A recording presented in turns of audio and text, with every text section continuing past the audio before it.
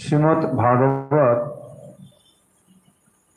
ভগবত গীতা থেকে যে পৃথক একটি গ্রন্থ, এটি আগে আমাদের জানা দরকার। কারণ ইতিমধ্যেই আমরা শ্রীমদ্ ভগবত গীতা পাঠ করেছি। কেউ কেউ শ্রীমদ্ ভগবত গীতা এবং শ্রীমদ্ ভাগবতনের মধ্যে যে কোনো তফাৎ রয়েছে এটি অনেকে জানেন না। এটা বলা কতদূর সমীচীন জানি না। অনেকে এই বিষয় নিয়ে চিন্তাই করেন না বলে হয়তো এরকম, যে ভগবত গীতা হলো মহাভারতের অংশ বিশেষ, যেখানে ভগবান শ্রীকৃষ্ণের সঙ্গে অর্জুনের যে কথোপকথন, সেটি হলো শ্রীমদ্ ভগবত গীতা। ভগবত আকার নেই। আর এই যে গ্রন্থটি আমরা পড়তে চলেছি সেটি হলো শ্রীমদ্ ভাগবত। ভগবত নয়, ভাগবত। ভগবত সম্বন্ধীয়, তাই সেটি ভাগবত। শ্রীমদ্ ভাগবত এবং শ্রীমদ্ ভগবত গীতা নিয়ে আশা করছি আর আমাদের কোনো কনফিউশন থাকবে না।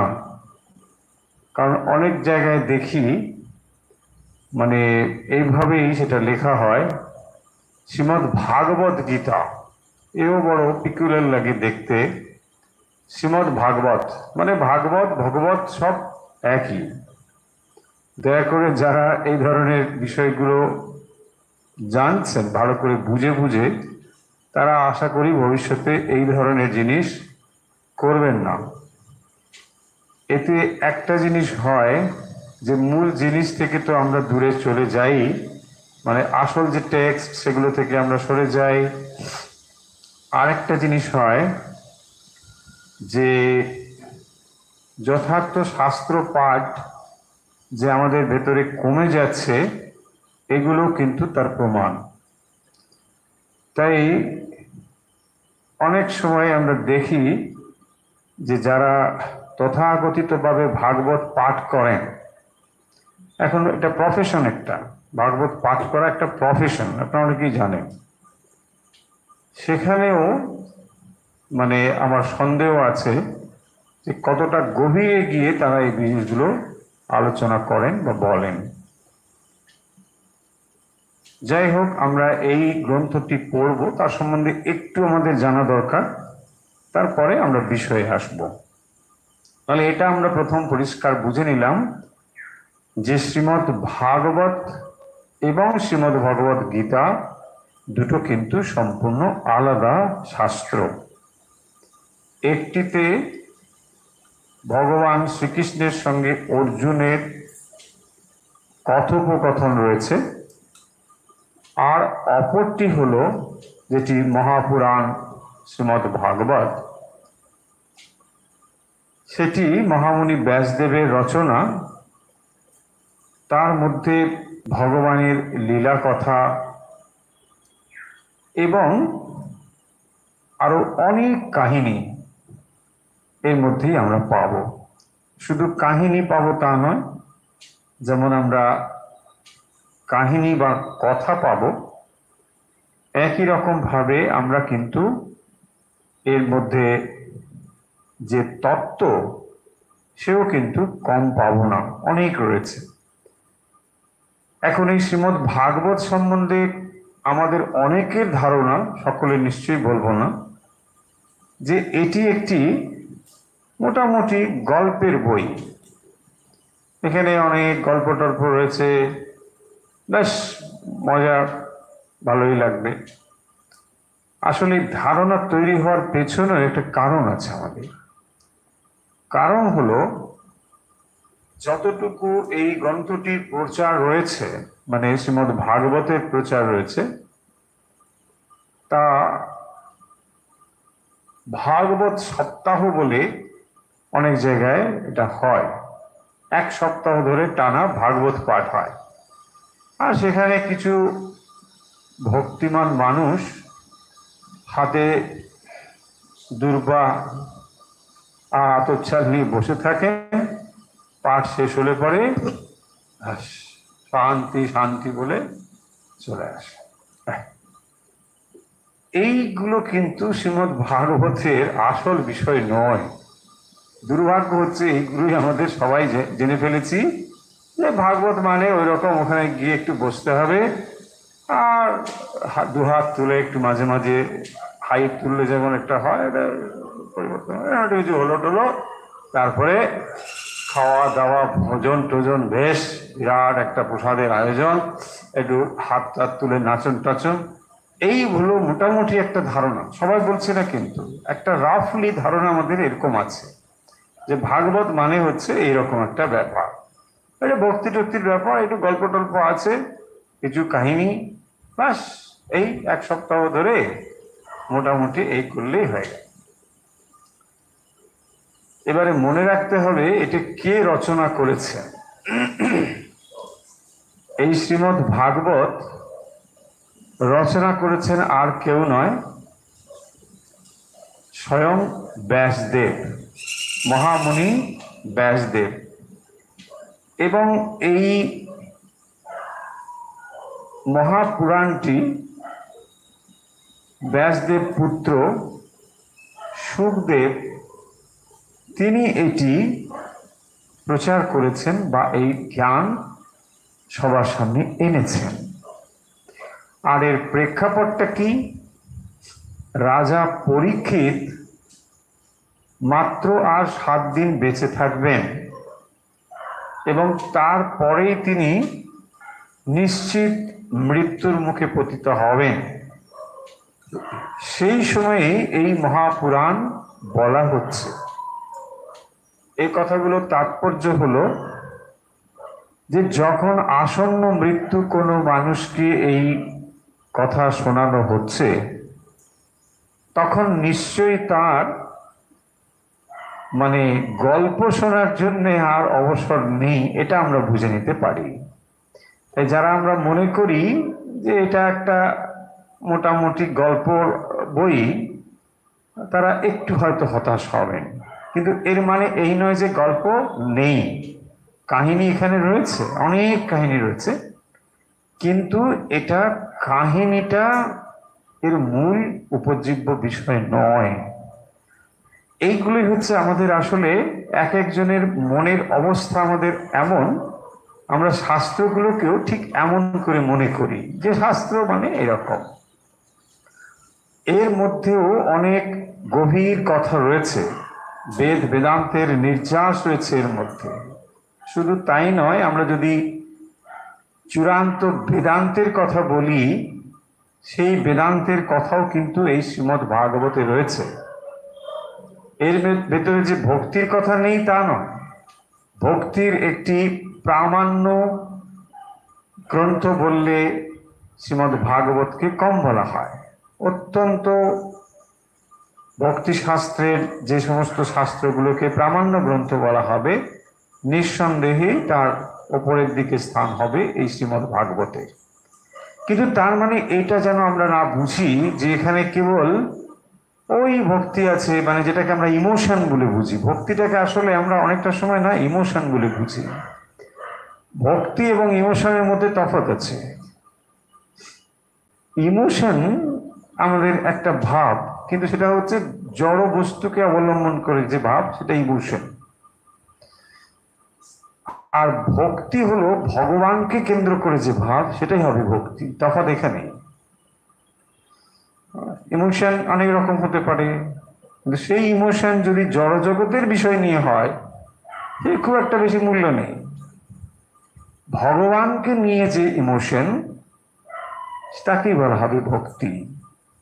তাই লম্প ঝম্প এটা আরম্ভ হয়ে গেল, এটা একটু নাচ হলো, হাত তুলে, এইগুলো খুবই নিম্ন শ্রেণীর ব্যাপার।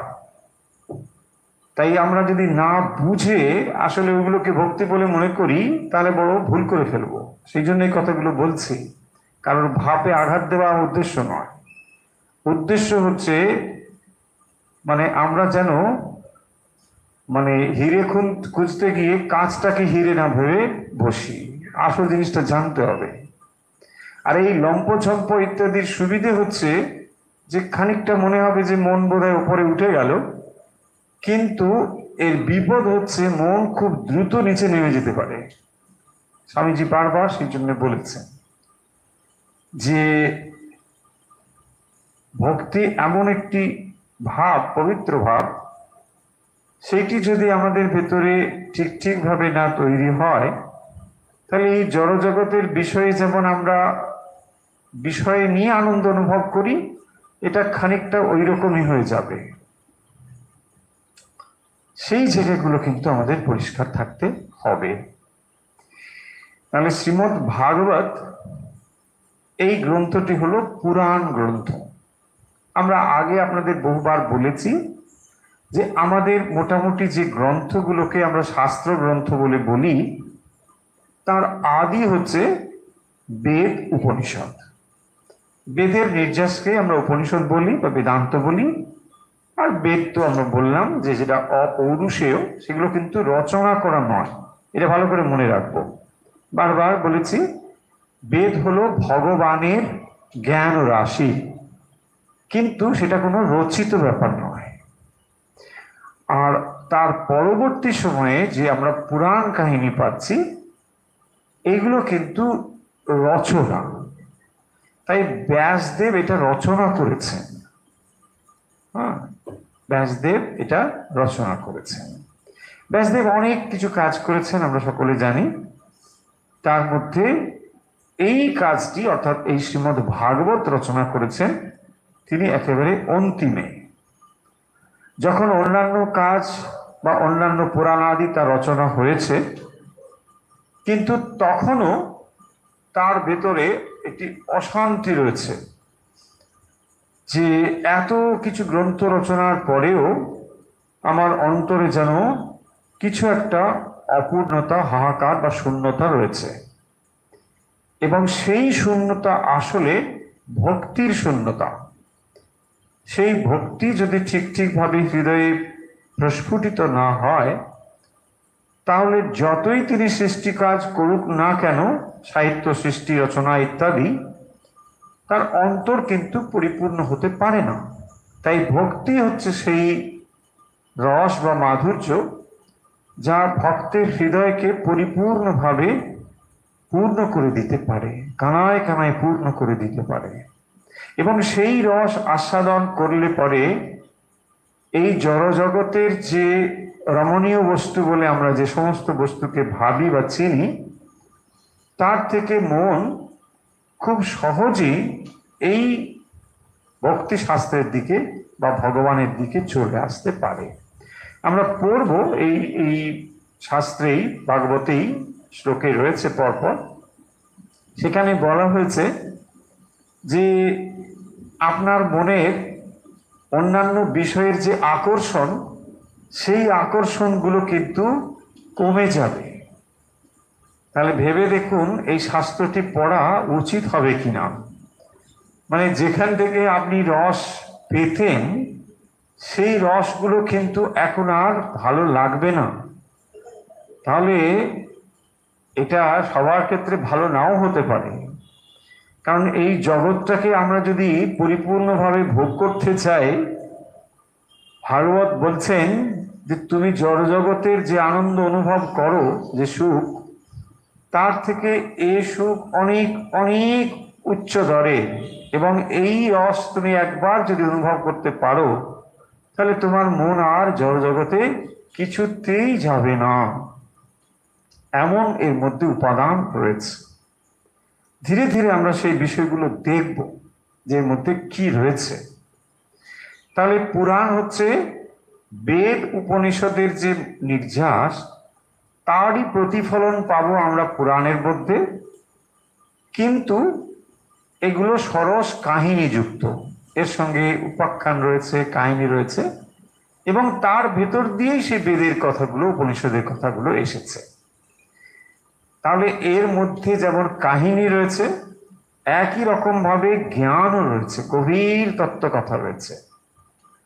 সেই জন্যে আমাদের বিভিন্ন রকম মানসিকতার ভক্ত রয়েছি বলে, তাই যখন আমরা ভাগবত পড়ছি দেখবেন একজন হয়তো প্রথম এগুলো পড়া শুরু করেছেন বা ভক্তির পথের প্রথম হয়তো তিনি যাত্রী, তার কাছে মনে হবে হ্যাঁ ওই তো ব্যাস দেখলাম ওখানে কাহিনী অংশটা তার কাছে প্রধান বলে মনে হবে। কিন্তু আপনি যদি একজন অগ্রসর ভক্ত হন তাহলে আপনার ক্ষেত্রে মনে হবে যে এর থেকে উপাদেয় গ্রন্থ আর কিছু হতে পারে না, এমন কিছু রয়েছে এই গ্রন্থের মধ্যে। সেই কারণের জন্য যেহেতু আমাদের মানসিকতা নানা রকম, তাই আমরা এগুলোকে নানা রকম ভাবে গ্রহণ করি। সমস্ত শাস্ত্রের ক্ষেত্রে এটা সত্য। গীতাও কারো কারো ক্ষেত্রে বলেছি যেমন ওই ঠাকুর ঘরে রাখার জন্য, কারো কারো আবার ওই সাধ্য বাসরে পাঠের জন্য। এগুলো কেন না, আমরা বিভিন্ন মানসিকতার মানুষ। আমাদের মন যতটা শুদ্ধ পবিত্র হয়েছে ততটাই আমরা এই শাস্ত্রগুলোকে আমাদের মতন করে গ্রহণ করতে পেরেছি বা পারি। তাই পূর্ণ মন যখন শুদ্ধ পবিত্র হবে তখনই আমরা বুঝতে পারবো যে এর মধ্যে কি আছে। কারণ এই শ্রীমদ্ ভাগবত যখন আমরা পড়তে বসেছি, ভেবে নিন শ্রী চৈতন্য মহাপ্রভু এই শ্রীমদ্ ভাগবত গ্রন্থটি তিনি পাঠ করেছেন। তিনি পাঠ করে যে রস আস্বাদন করতে পারতেন বা পেরেছেন, নিশ্চয়ই সাধারণ মানুষ তো পারবেন না। ঠিক এই জিনিসটি আমরা বলতে চেয়েছি, এটাই হলো পয়েন্ট। যেহেতু আমরা নানা ধরনের মানুষ রয়েছি, নানা মানসিকতার মানুষ রয়েছি, তাই এখানে শাস্ত্র বলে দিচ্ছে না যে তুমি পড়তে পারবে না, তুমি পড়তে পারবে, এরকম বলছেন না।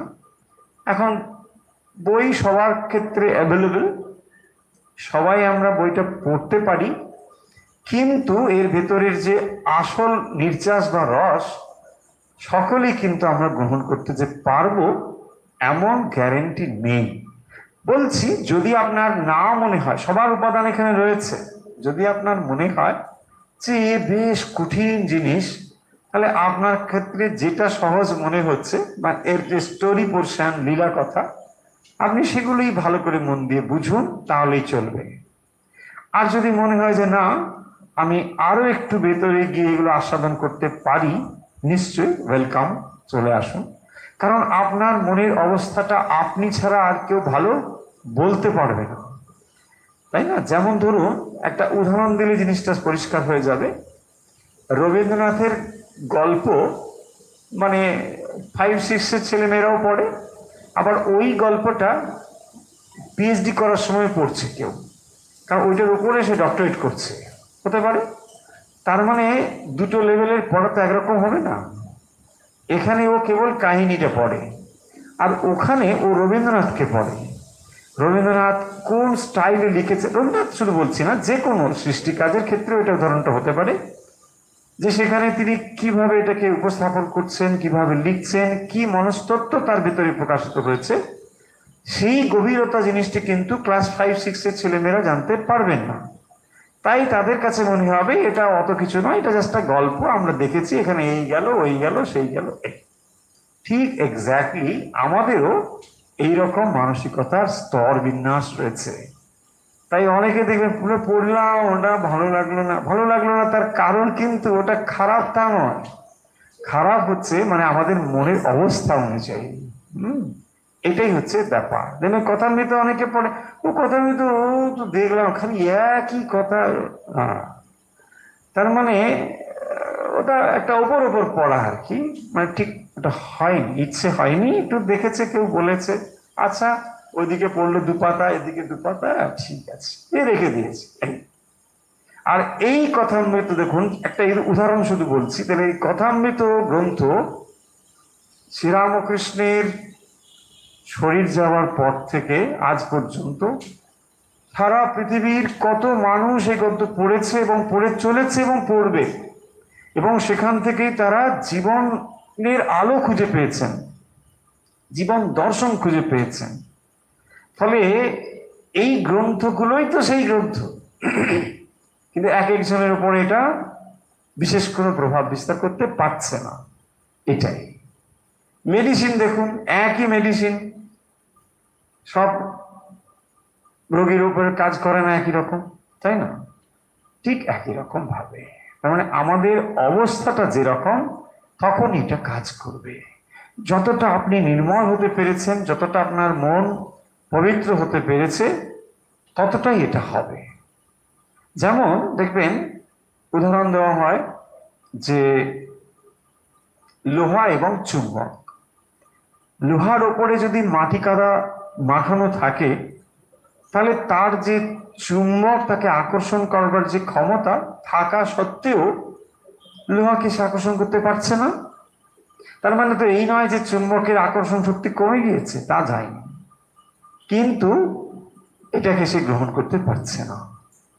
ঠিক একই রকম ভাবে যদি আমাদের অন্তর বিষয় রস থেকে ধীরে ধীরে মুক্ত হয়, তখনই দেখা যাবে এটা আমরা লাভ করতে পারবো। কারণ 7 দিনে ব্রহ্মজ্ঞান লাভ করেছিলেন রাজা পরীক্ষিত, একমাত্র 7 দিনে, আর অন্য কোনো কিছু নেই। এবং সেই অবস্থা নিয়ে তিনি হাজির হয়েছিলেন যে কিভাবে তিনি এই 7 দিন কাটাবেন, মানে তার জীবনের আর মাত্র 7টি দিন অবশিষ্ট রয়েছে। সেই সময় নিশ্চয়ই তিনি গল্প করে বা অন্য কোনো কিছু করে সময় নষ্ট করতে চান না, পারবেন না। এমন সিনসিয়ার একজন রাজা, তিনিও কোনোভাবে শাপগ্রস্ত হয়েছেন, আমরা জানি সে কাহিনী। যেভাবেই হোক তার থেকে তিনি মুক্ত হতে চান, কারণ মাত্র আর 7 দিন তার কাছে রয়েছে, সেখান থেকে তিনি বেরিয়ে আসতে চান। ফলে আমরা বুঝতে পেরেছি যে এই গ্রন্থটি সরাসরি মানুষের মনে জ্ঞান তৈরি করতে পারে। যদি কেউ ঠিকভাবে এই শাস্ত্রটি অধ্যয়ন করে, তার ভেতরে ভগবানের প্রতি, ভগবান লাভের জন্য যা যা প্রয়োজন তার সমস্ত কথা এখানে রয়েছে। এই জীবনের চরম পুরুষার্থ লাভের জন্য যা প্রয়োজন তার সমস্ত উপাদান এই গ্রন্থে রয়েছে। এই গ্রন্থটি এতই গুরুত্বপূর্ণ বা এমন তাৎপর্যপূর্ণ একটি গ্রন্থ। তাই শ্রীমদ্ ভাগবত এইরকম একটি গুরুত্বপূর্ণ বা এইরকম একটি তাৎপর্যপূর্ণ মানসিক প্রস্তুতি নিয়ে আমাদের পড়া উচিত। কেবল আমরা কাহিনী শুনতে সে জন্য বসিনি। কারণ এই যে 7 দিনের আলোচনাগুলো হয়, 1 সপ্তাহ ধরে যেগুলো হয় এগুলো ভাগবত, সেখানে দেখবেন হাজার হাজার মানুষ লাইন দিয়ে বসে থাকেন, সামনে উপস্থিত থাকেন, আর সেখানে একটা কাহিনী হলো, আপনি শুনলেন, বেশ ভালো লাগলো, ওরাও ভালো লাগলো, কারণ ওদের প্রফেশন।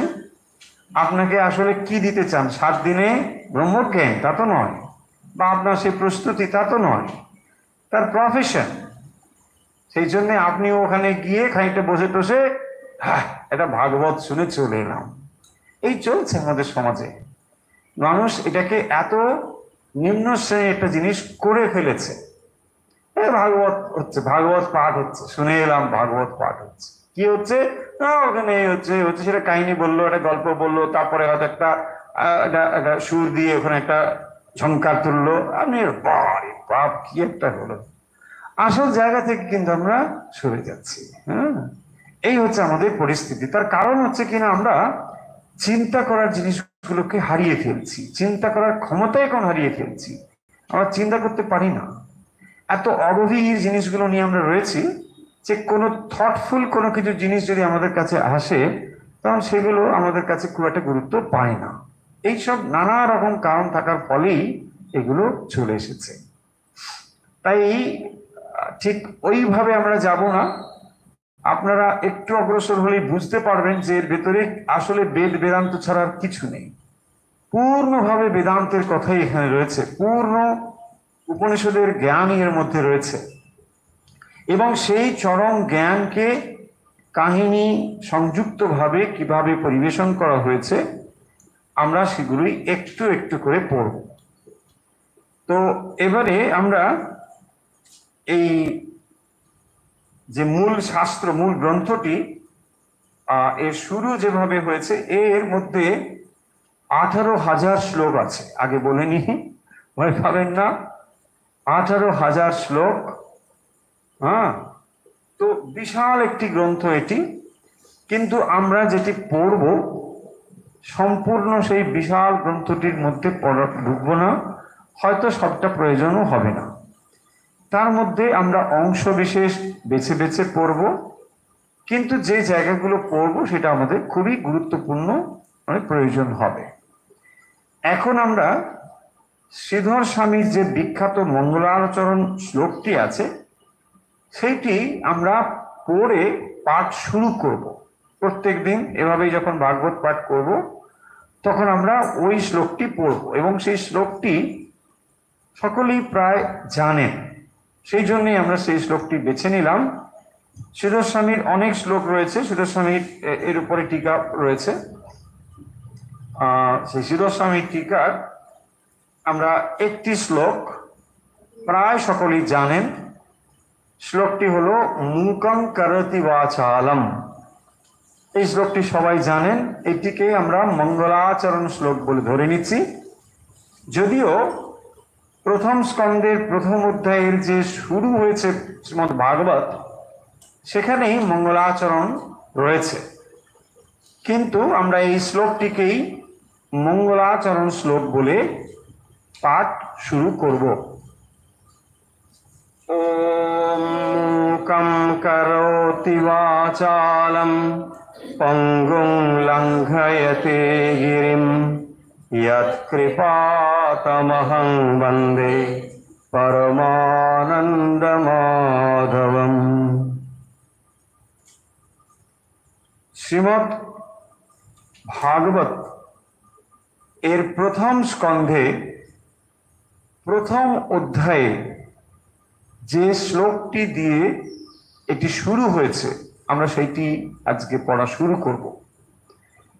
এবং এই শ্লোকটি পড়লেই আপনারা ধারণা করতে পারবেন, বা প্রথমে 3টি শ্লোক আমরা পড়লে তখন আপনি ধারণা করতে পারবেন যে এই গ্রন্থে আসলে কি রয়েছে বা এর গুরুত্বটা কোথায়। শ্লোকটি দেখুন, আপনাদের কাছে যদি বই থাকে প্রথম শ্লোকটি খুলুন। প্রথমে প্রস্তাবনা ইত্যাদি এসবগুলো থাকবে, এই অংশটি বাদ দিয়ে প্রথম স্কন্ধে প্রথম অধ্যায়ে রয়েছে, দেখবেন यन्माद्यस्य यतो अन्यादितर शास्त्रे सु अभिज्ञ स्वराट तेने ब्रह्म हृदा य आदि कवये मुह्यन्ति यत्सुरयः तेजो वारि मृदाम यथा विनिमयो यत्र अस्ति सर्गो मृषा धामना स्वेन सदा निरस्त कुहकम सत्यम परम धीमहि। এই শ্লোকটি যদি আমরা বুঝি, সত্যি সত্যি যদি আমরা ধারণা করতে পারি, আমি হলফ করে বলতে পারি আপনার আর ভাগবত পড়ার দরকারই হবে না। এতটাই অমৃতময় এই শ্লোকটি, এতটাই সমগ্র বেদ বেদান্তের নির্যাস এই শ্লোকটির মধ্যে রাখা হয়েছে। এবং শুরুই দেখুন জন্মাদ্যস্য যতঃ। এই জন্মাদ্যস্য যত হচ্ছে ব্রহ্মসূত্রের দ্বিতীয় সূত্রটি, হচ্ছে এই সূত্রটি জন্মাদ্যস্য যতঃ, এবং একই মানুষই রচনা করেছেন।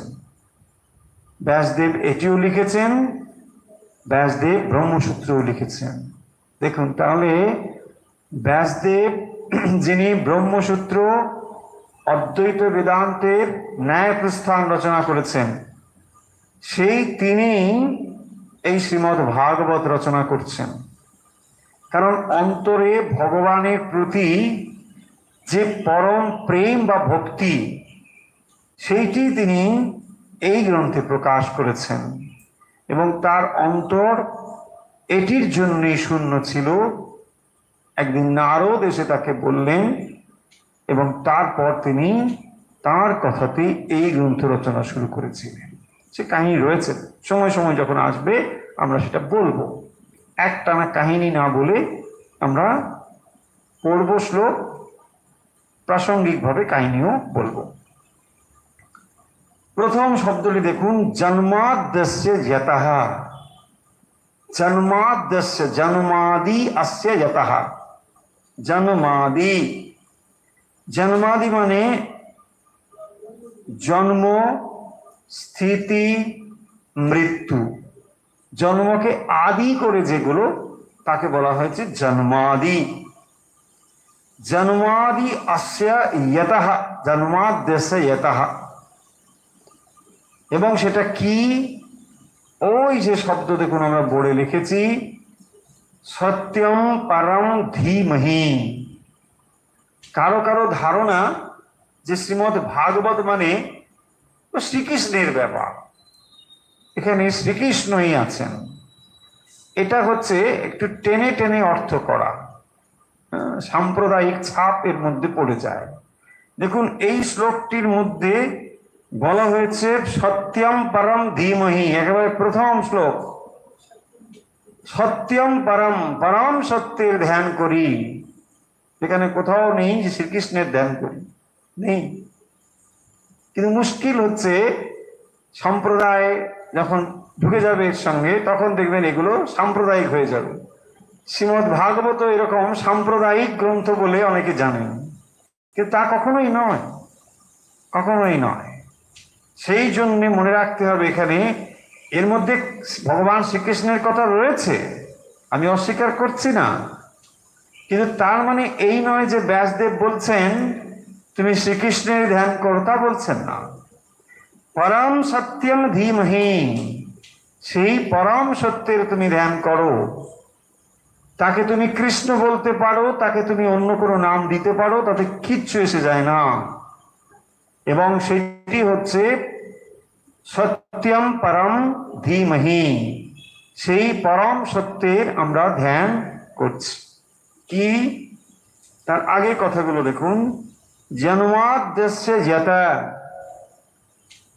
জন্মাদ্যস্য যতঃ অর্থাৎ যে পরমেশ্বর থেকে, যতঃ মানে যার থেকে, যে পরমেশ্বর থেকে জন্ম আদি অস্য। এই যে জগৎ সৃষ্টি, যার থেকে এগুলো হয়েছে, এই বিশ্বের সৃষ্টি তাহলে কোত্থেকে হয়েছে? যতঃ জন্মাদি অস্য। তিনটে শব্দ এখানে আছে দেখুন, জন্মাদি অস্য যতঃ, এই তিনটে শব্দ আগে বুঝি। তাহলে যতঃ মানে পরমেশ্বর থেকে, যতঃ সেই পরমেশ্বর থেকে জন্মাদি অস্য, এই বিশ্বের জন্ম হয়েছে, এই বিশ্বের সৃষ্টি হয়েছে যার থেকে। যতঃ জন্মাদি অস্য, সেই পরমেশ্বর থেকেই এই জগতের সৃষ্টি হয়েছে। তাহলে শ্রীমদ্ ভাগবত প্রথমেই বলছেন যে এই যে বিশ্ব ব্রহ্মাণ্ড আমরা দেখতে পাচ্ছি, সেটি সেই পরমেশ্বর থেকেই সৃষ্টি হয়েছে, সেই পরমেশ্বর থেকেই জাত এই জগৎ দেখতে পাচ্ছি যা। কিন্তু আমরা কি ভাবছি? আমরা ভাবছি এই জগৎকে দেখছি, অতএব এই জগৎই সত্য। কিন্তু জগৎ সত্য, পরমেশ্বর থেকেই জগৎ সৃষ্টি হয়েছে। পরমেশ্বর আছেন বলেই জগৎ রয়েছে। তাহলে একটির অবস্থানের উপর আর একটি অবস্থান নির্ভর করে। আমরা ভাবি ভগবান থাক বা না থাক এই জগৎ আছে, না, ভুল। একেবারে শুরুতেই সেই জন্য বলছেন জন্মাদ্যস্য যতঃ, সেই পরমেশ্বর থেকেই এই সমস্ত কিছু সৃষ্টি হয়েছে। তিনি হচ্ছেন এই সমস্ত কিছুর আদি কারণ, সেখান থেকে এগুলো হয়েছে। তাহলে জগৎ এর যে কারণ, সেই কারণটি হচ্ছেন স্বয়ং পরমেশ্বর। পরমেশ্বর থেকেই এটা সৃষ্টি হয়েছে। তারপরে শব্দটি লক্ষ্য করুন, বলছেন অন্বয়াৎ। রয়েছে না, অন্যয়াত ইতরত, অন্যয়াদ ইতরত, এগুলোকে ভেঙে ভেঙে বলছি, যদি নোট করতে পারেন করতে পারেন, নাহলে শুনলেও হবে। জন্মাদি অস্য যতঃ, জন্মাদ্যস্য যতঃ অন্যয়াত, এই শব্দটা এবারে বুঝি। একটা একটা করে শব্দ বুঝতে হবে, এবং আগেই বলেছি এই শ্লোকগুলো যদি আমরা ভালো করে বুঝতে পারি, ভেতরের শ্লোকগুলো বুঝতে সহজ হবে। অন্যয়াত চ ইতরত, অন্যয়াত ইতরত স্বার্থেষু অভিজ্ঞ স্বরাট, এসব রয়েছে না। প্রথম লাইনেই পড়ছি, প্রথম লাইনে জন্মাদি অস্য যতঃ, পরিষ্কার হয়েছে। যতঃ মানে সেই পরমেশ্বর থেকে, জন্মাদি মানে জন্ম মৃত্যু স্থিতি এই সমস্ত কিছু, সৃষ্টি স্থিতি প্রলয় জন্মাদি সবকিছু সেই পরমেশ্বর থেকে। কিরকম এটি না, অন্বয়াত, অন্বয়াত। আমরা বেদান্ত পড়তে গিয়ে দুটো জিনিস বলেছিলাম, একটিকে বলা হয় অন্বয়, আর একটি হলো ব্যতিরেকা। অন্বয় ব্যতিরেক, বুঝ বাবা, এ তো সেই বেদান্তই হচ্ছে, এই বেদান্তই। দেখুন প্রথম শ্লোকটি পড়ুন, তাহলে বুঝতে পারবেন। অন্যয়াত ইতরত, অন্যয়াত, অন্যয় মানে অন্যয় সম্বন্ধ হচ্ছে একটি থাকলে আর একটি থাকে, তাকে বলা হয় অন্যয়। কি বলে? অন্যয়। অদন্ত নয়, বফলা অন্তস্থ অ, অন্বয়। অন্বয় কথার অর্থ হচ্ছে একটি থাকলে আরেকটি থাকে। যেমন উদাহরণ, যখন আপনি দেখছেন ধুয়ো, সেখানে অগ্নি আছে, তাহলে ধূম দেখে অগ্নির আপনি অনুমান করছেন যে এখানে নিশ্চয়ই থাকতে পারে, কারণ আপনি জানেন যে অগ্নি এবং ধূমের মধ্যে এইরকম একটা সম্বন্ধ আছে। তাহলে এই সম্বন্ধটা কি? অন্বয়, মানে একটা থাকলে আর একটা থাকবেই। হয়েছে? দেখুন আরেকটা এক্সাম্পল নিন। কিরকম? স্বর্ণ এবং অলংকার, স্বর্ণ অলংকার। তাহলে যদি অলংকারকে দেখি, সেখানে স্বর্ণ থাকলে অলংকার আছে। আচ্ছা, যদি স্বর্ণ সরিয়ে নিই, অলংকার আছে?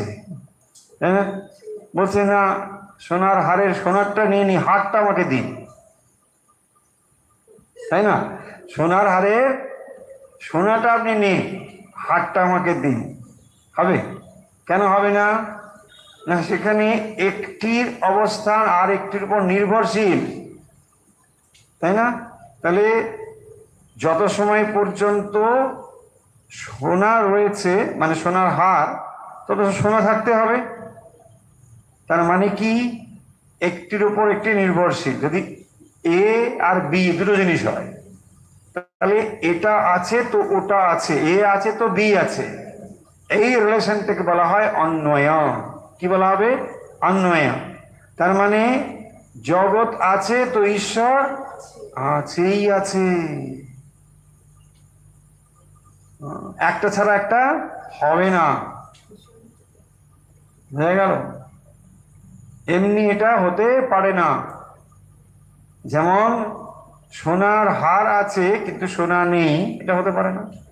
ঠিক সেরকম ভাবে একটা থাকলে আর একটা আছে, এই সম্বন্ধটাকে বলা হয় অন্বয়। আর ব্যতিরেক হচ্ছে একটা নেই তো আর একটা নেই, এই উল্টো নেগেটিভ দিক থেকে, মানে এটা নেই তো ওটা নেই, এটাকে বলা হবে ব্যতিরেক। বোঝা গেল?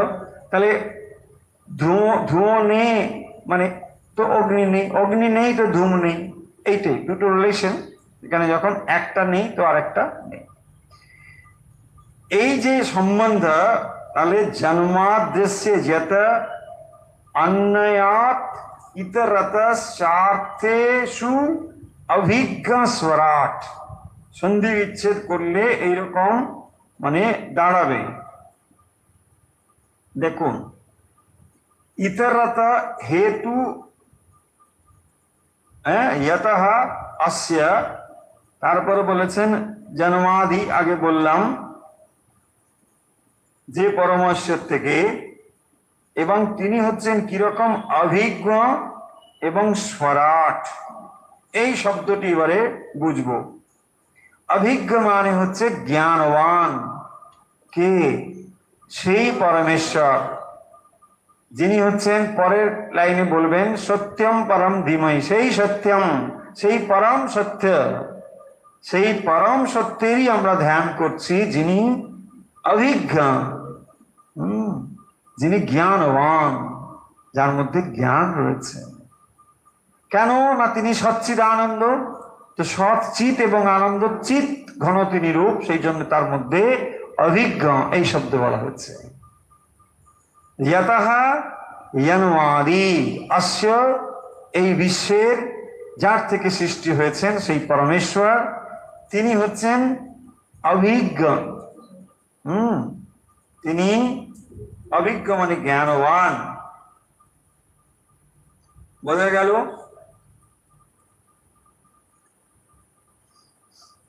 তারপরে দেখুন বলছেন স্বরাট, এই শব্দটি এবারে বুঝবো। স্বরাট তিনি কিরকম? স্বরাট, স্বরাট শব্দের অর্থ হচ্ছে স্বয়ং প্রকাশ। স্বরাট সমস্ত কিছুর প্রকাশের জন্যে মানে কোনো না কিছুর প্রয়োজন হয়, কিন্তু তাকে প্রকাশ করার জন্য আর কোনো কিছুর প্রয়োজন হয় না। সেলফ এফলজেন্ট, তাকে বলা হয় স্বরাট, স্বয়ং প্রকাশ, স্বয়ং জ্যোতি। আমরা দেখছি কি সূর্যই এই সমস্ত কিছুকে প্রকাশ করে, কিন্তু সূর্যকে কে প্রকাশ করে? তিনি হচ্ছেন স্বরাট, এবং তিনি হচ্ছেন পরম সত্য, তাকেই ধ্যান করি। তাহলে শুরু করছেন ব্যাসদেব শ্রীমদ্ ভাগবত, এবং তার শুরুতে লিখছেন সেই পরম সত্যের ধ্যান করি, যিনি হচ্ছেন কি না এই বিশ্ব সৃষ্টির যিনি হচ্ছেন কারণ, যার থেকে এই বিশ্ব সৃষ্টি হয়েছে। এবং তিনি কিরকম না অভিজ্ঞ স্বরাট, তিনি হচ্ছেন স্বরাট, স্বতঃসিদ্ধ জ্ঞানবান। এবং ইতরত মানে এই যে অন্যয় ব্যতিরেক যে সত্তা, সেই তার সেইভাবে যে তিনি পরমেশ্বর, সেই পরমেশ্বর যিনি সৃষ্টি স্থিতি লয়ের হেতু, সেই পরমেশ্বরের আমি ধ্যান করি। বোঝা গেল?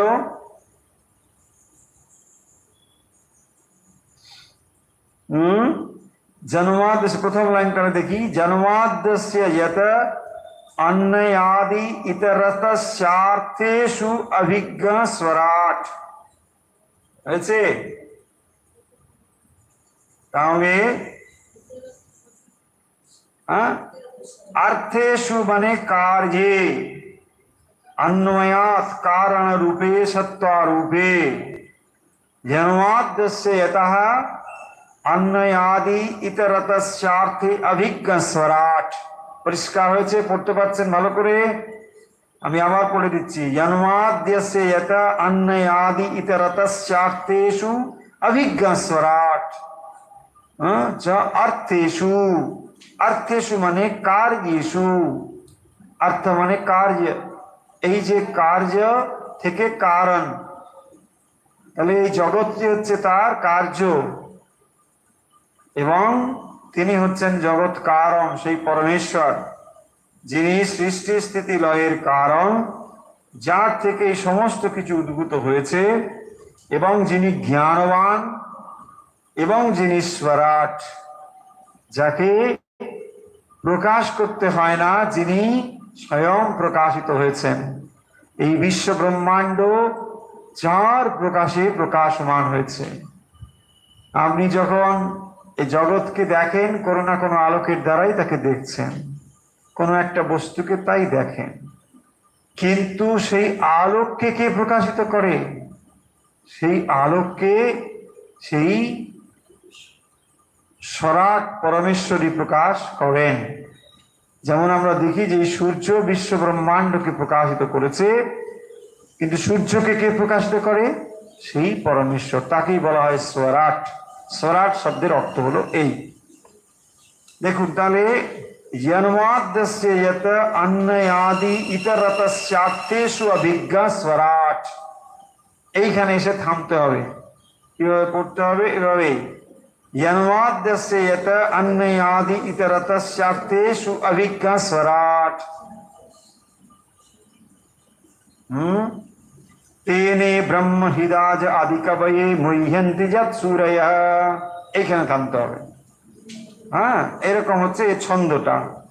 তেনে ব্রহ্ম হৃদাজ আদিকবয়ে মুহ্যন্তি যৎ সূরয়ঃ।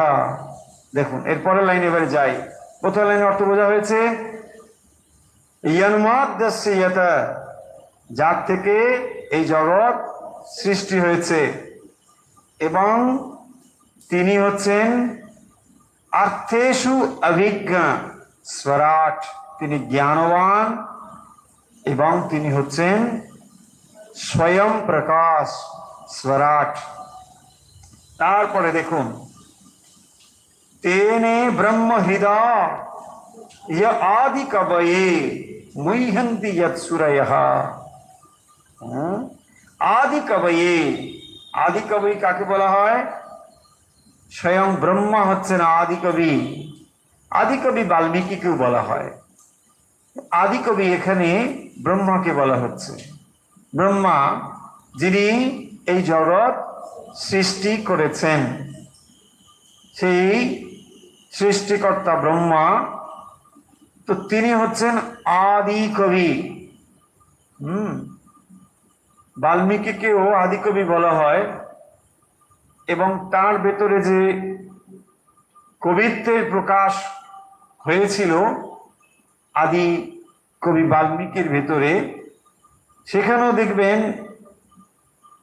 চরম শোকে তার অন্তর বিগলিত হয়েছিল।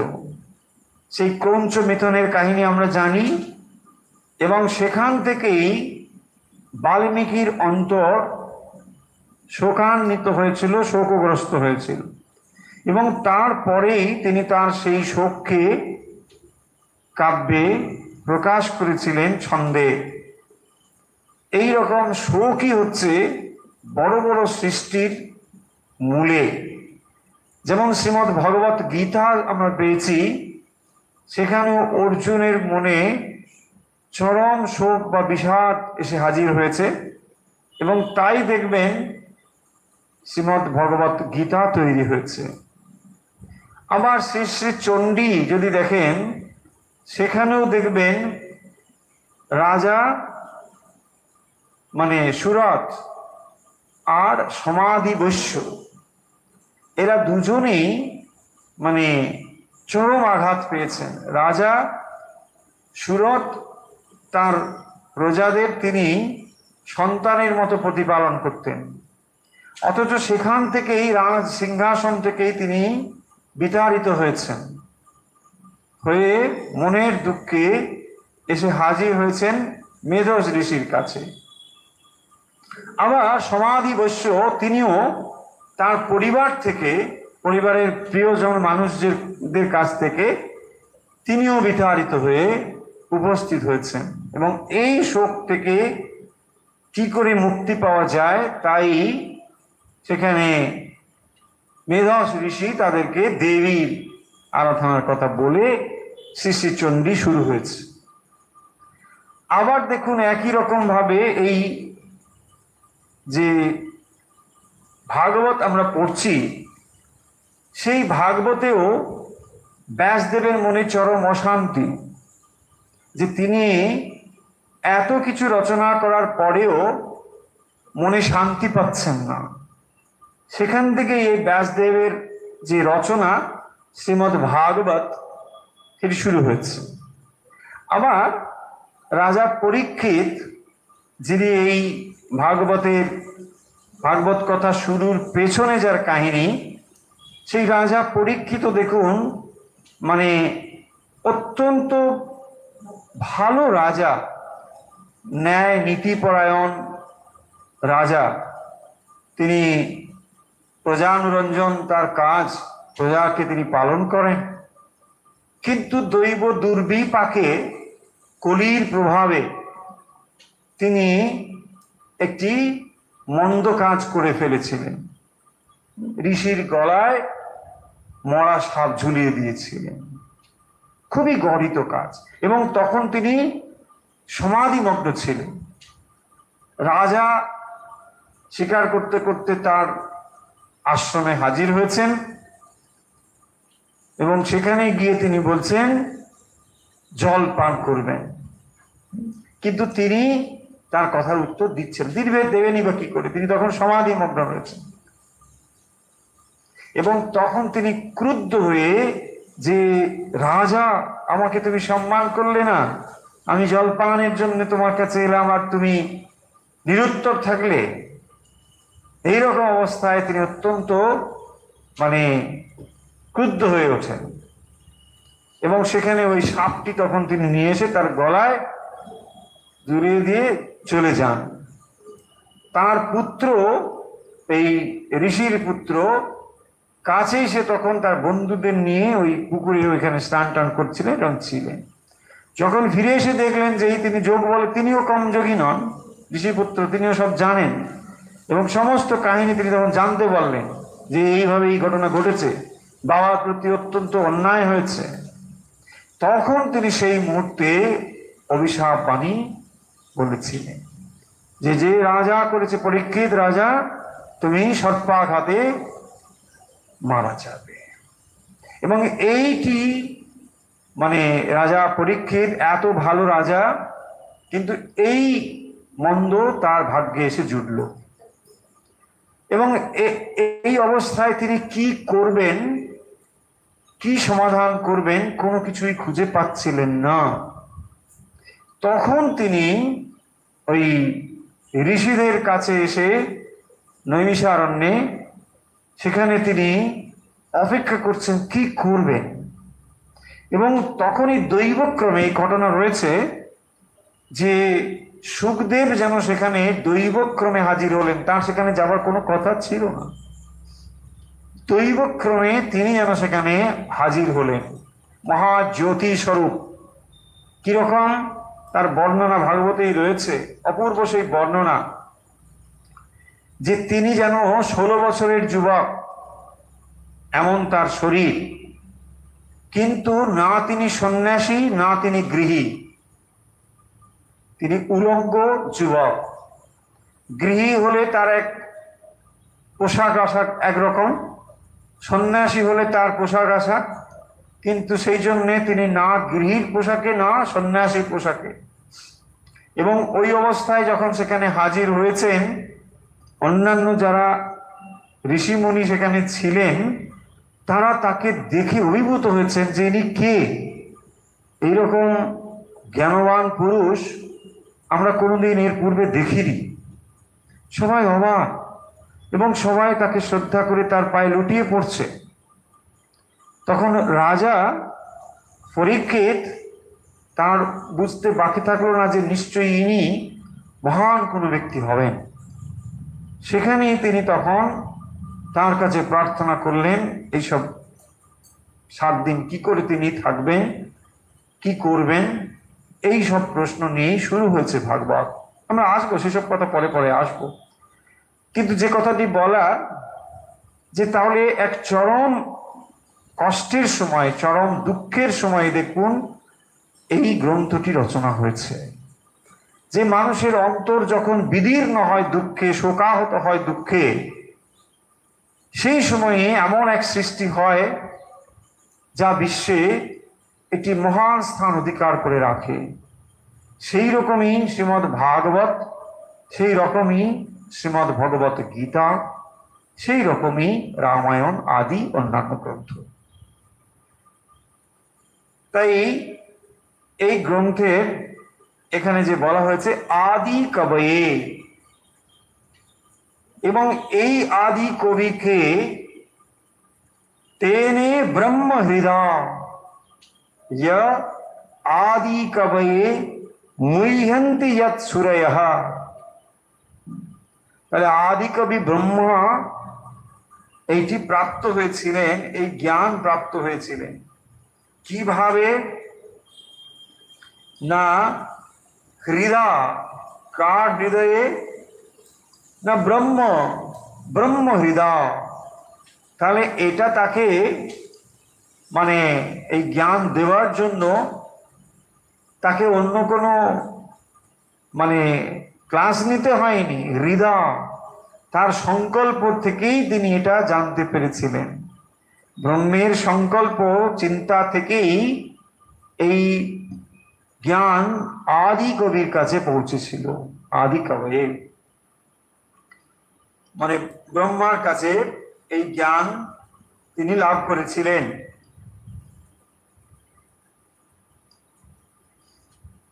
তেনে ব্রহ্ম হৃদয় আদি কবে মুহ্যন্তি যৎ সুরয়ঃ। কি হয় না বেদে ব্রহ্মাদি আদি কবিগণ দেবতাগণ মোহপ্রাপ্ত হন। সেই বেদকে যিনি ব্রহ্মার হৃদয়ে মনের দ্বারা সঞ্চার করেছিলেন, এই যে তেনে ব্রহ্ম হৃদয় যে আদি কবয়ে মুহ্যন্তি যৎ সুরয়ঃ, দেবতাগণ মোহপ্রাপ্ত হন। বেদে ব্রহ্মাদি দেবতাগণ মোহপ্রাপ্ত হন। সেই বেদকে যিনি ব্রহ্মার হৃদয়ে মনের দ্বারা সঞ্চার করেছিলেন, সেই জ্ঞানকে তেনে ব্রহ্ম হৃদয় আদি কবয়ে মুহ্যন্তি যৎ সুরয়ঃ। তাহলে হলো এই দুটো লাইনের অর্থ অন্তত আজকে আমরা বুঝে নিই, কারণ পুরোটা অনেক সময় লাগবে, একটু একটু করে বুঝতে হবে। यन्वाद्यस्य यतः अन्नयादितर स्यार्थेषु अभिज्ञस्राट् तेने ब्रह्म हृदय आदि कवये मुह्यन्ति यत् सुरयः। जन्मादि अस्य यतः, যার থেকে জন্মাদি মানে সৃষ্টি স্থিতি এবং প্রলয়, যার থেকে अन्नयादि तरत इतरत अन्नादि इतरत च अर्थे अर्थेषु। তাহলে अभिज्ञ स्वराट अर्थेषु माने कार्ये। यन्वादि अस्य यतो अन्नयादि इतरतस्यार्थेषु अभिज्ञ स्वराट तेने ब्रह्म हृदय आदि कवये मुह्यन्ति यत् सुरयः। अबे तेने তিনি প্রকাশ করেছিলেন। কি প্রকাশ করেছিলেন? यत् वेदे সুরয়ঃ মানে ব্রহ্মাদি দেবতাগণ, সুরয় দেবতাগণ মুহ্যন্তি মোহগ্রাপ্ত হন। সেইটি তিনি হৃদয় তেনে তার হৃদয়ে প্রকাশ করেছিলেন। হৃদয় মানে সংকল্প দ্বারা, মনের দ্বারা, এইটি এরকম তার অর্থ। এই বিশ্বের সৃষ্টি স্থিতি লয় যে পরমেশ্বর থেকে হয়, সেই এবং বেদে ব্রহ্মাদি দেবতাগণ মোহগ্রস্ত হন, সেই বেদকে যিনি ব্রহ্মার হৃদয়ে মনের দ্বারা সঞ্চার করেছিলেন। এই দুটো লাইনের এই শুধু, এখনো কমপ্লিট সেন্সটা আসেনি, এটা কমপ্লিট হবে কোথা থেকে? এই যে বলে দিয়েছি আমরা ইতিমধ্যে, সত্যম পরম ধীমহি, সেই সত্য সম্পর্কেই এই কথাগুলো যাচ্ছে। যে পরমেশ্বর যতহা, সেই যতহা থেকে মানে সেই সত্য থেকেই, তাকেই বলা হচ্ছে সত্যম। সেই সত্যই হচ্ছে মানে পরমেশ্বরের আর এক নাম হলো সত্য। সেই সত্য কিরম সত্য, পরম সত্য, পরম সত্যম ধীমহি। সেই পরমেশ্বরকেই আমি ধ্যান করি। কে সেই পরমেশ্বর? না যার থেকে এই সমস্ত কিছু সৃষ্টি হয়েছে। এই জন্য বলছেন জন্মাদ্দেশ্যে তাহা। তাহলে জন্ম, সৃষ্টি, স্থিতি, প্রলয় যা কিছু হচ্ছে এসব তার থেকেই হচ্ছে। তাহা যার থেকে এসব হয় তিনি সেই পরমেশ্বর এবং তারই ধ্যান করি। তাহলে এই শ্রীমদ্ ভাগবত পরম জ্ঞানের কথা এর মধ্যে রয়েছে। দেখুন এই দুটো লাইন কেবল আজ আমরা পড়লাম, এর মধ্যেই আমরা জানতে পাচ্ছি যে চরম উপনিষদের কথা তো এখানেই হলো। কারণ আমরা যে উপনিষদ পড়েছি বা ভগবত গীতা পড়েছি সেখানে তো এই কথাই রয়েছে যে পরমেশ্বর থেকেই এসব সৃষ্টি হয়েছে। আর এখানে তো সেই একই কথাই বলছেন, কিন্তু এখানে এই চরম জ্ঞানের কথা বলার পরেও আসবে ভগবানের যে লীলা কথা, এগুলো আসবে। তার মানে দেখুন অদ্বৈতর কথা এখানে যেমন রয়েছে, পাশাপাশি দ্বৈত কথাও রয়েছে। কিন্তু মুশকিল হচ্ছে কেউ কেউ দ্বৈতকে চরম বলে মনে করেন। এটা ঠিক নয়। কারণ দ্বৈত যদি চরম সত্য হয় তো তাহলে তত্ত্ব দুটো হয়ে যাবে, তা কখনো হতে পারে না। সেই জন্যে অদ্বৈত হচ্ছে চরম তত্ত্ব আর দ্বৈত হচ্ছে সোপান, যেখান দিয়ে আমরা পৌঁছতে পারি। সেই জন্য দুটোকেই আমরা একই রকম ভাবে ধরব, যে এখানে যেমন দ্বৈতের কথা রয়েছে অদ্বৈতের কথাও রয়েছে। তা না হলে আমরা এই তত্ত্বগুলোকে বুঝতে পারবো না। অনেকে দেখবেন এই কথাটা বলেন যে ভগবান শ্রীকৃষ্ণই হচ্ছেন সব। আমাদের বলতে কোনো অসুবিধে নেই, কিন্তু কথা হলো ভগবান শ্রীকৃষ্ণ কি ব্যক্তি, না ভগবান শ্রীকৃষ্ণ বলতে সেই পরমেশ্বরকেই বোঝায়? এটা আমাদের একটা প্রশ্ন। যদি তিনি ব্যক্তি শ্রীকৃষ্ণ হন, সেই ব্যক্তি আজ আর নেই। কেমন লাগলো শুনতে? খারাপ লাগলো? কিন্তু সত্যিই দেখুন আর তিনি নেই। আজ রামচন্দ্র আছেন? নেই। ভগবান শ্রীকৃষ্ণ নেই। অন্যান্য অবতার পুরুষ নেই। তার মানে কি তারা নেই? আছেন। কোথায় আছেন? ওই রূপটা নেই, কিন্তু পরমেশ্বর রূপে আছেন। এই সত্যটাকে আমরা যদি না মানতে চাই, বুঝতে চাই, তখন আমরা বড় চরম দ্বৈতবাদটাকে খাড়া করে আমরা বিরোধ তৈরি করি। আমাদের বিরোধিতার কারণ হচ্ছে এইগুলো। এই যে দার্শনিক জিনিসগুলো এর ভেতরে রয়েছে, সেই দার্শনিক চিন্তাগুলোকে বাদ দিয়ে কেবল কাহিনীগুলোকেই যদি মন স্থির করি, তাহলে এইরকম বিবাদগুলো আসবে। এই ভাগবত কখনোই কাহিনী শেখানোর জন্য রচনা হয়নি। এর ভেতরে হাই ফিলোসফি রয়েছে। সেই ফিলোসফি আমরা সবাই ধারণা করতে পারবো না বলে তাই আমরা এক একটা কাহিনীকে নিয়েই থাকি। কিন্তু কাহিনীর ভেতরে যে আসল ফিলোসফি দর্শন রয়েছে সেটাই আমাদের জানতে হবে, সেটাই হচ্ছে প্রয়োজনীয় বিষয়। তা না হলে ওই কেবল মানে বেশ বসে টসে খানিকক্ষণ কি শুনলাম, চোখে থেকে জল টল পড়ে গেল, খানিকটা দুর্বা টুর্বা শরীর, ওম শান্তি শান্তি শান্তি, চলো যা কি করে হরি কথা ভাগবত শুনে নাও, হরি পাবে, কিচ্ছু হবে না। বোঝা যাচ্ছে আমার কথাগুলো? পয়েন্টটা ভালো করে বুঝুন। আমি কাউকে মানে আঘাত দিচ্ছি না। যদি আপনি ওই স্তরের হন, ওটা শুনুন, ভালো, আপনার ওটাই সাহায্য করছে, ভালো। কিন্তু আপনি ম্যাচিউর হবেন কবে? আপনাকে ম্যাচিউর হতে হবে। যে কেবল কাহিনী শোনাই আপনার উদ্দেশ্য নয়। কাহিনীগুলোও কিন্তু মানে গুরুত্ব যে কম তা নয়। এই কাহিনী ভেতর তাৎপর্য হলো এগুলো সাধারণ গল্প নয়, এগুলো ভগবানের লীলা কথা। ফলে সেগুলো শুনলে মন যে ভগবতমুখী হবে নিশ্চয়ই, কিন্তু তার থেকেও তার ভেতরে টিচিংসটা নিতে হবে, এটাই হচ্ছে গুরুত্বপূর্ণ। তাহলে কেবল ওই কাহিনী দেখলাম, হ্যাঁ পুতনা বধ হলো, সেখানে রাক্ষস হলো, এই হলো, তারপরে করলো, ঠিক আছে, এগুলো স্টোরি, তাই না, লীলা কথা। কিন্তু সেই লীলা কথার ভেতরেও দর্শনটা জানতে হবে, তাহলেই দেখবেন দুটো পাশাপাশি গেলে তখনই আপনি আসল রসটা পাবেন। তাহলে কেবলমাত্র কাহিনী দর্শন বাদ দিয়ে এটা হবে না। এই জন্যে আমরা কি করব, তাহলে এই ভাগবত কিভাবে পড়বো বলে দিই।